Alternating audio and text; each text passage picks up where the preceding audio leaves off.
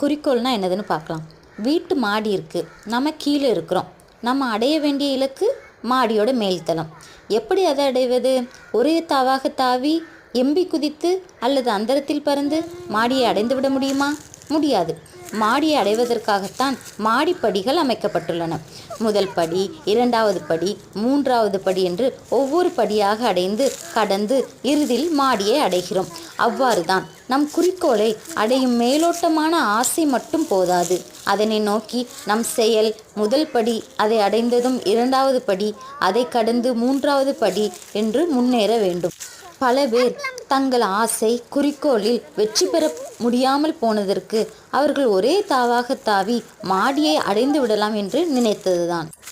கொடுக்கிற தெய்வம் கூரையை பீத்து கொண்டு கொடுக்கும் என்று அவநம்பிக்கையால் முயற்சிக்காமல் இருக்காமல் பகல் கனவு காணும் சராசரி மனிதனாக அல்லாம் நடைமுறையை கவனித்து அதன் கஷ்ட நஷ்ட பாதையை கடந்து வெற்றி கொள்ளுங்கள். குறிக்கோள் பெரியதாக இருக்கும் பட்சத்தில் அதை நம்மால் நிறைவேற்ற முடியுமா என்ற தயக்கமும் தன்னம்பிக்கை குறைவும் தாழ்வு மனப்பான்மையும் நம்மை லேசாக அச்சப்படுத்தும். அந்த அச்சம் முயற்சியை தள்ளி போடச் செய்யும். உங்களை நீங்கள் குறைவாக மதிப்பிட்டு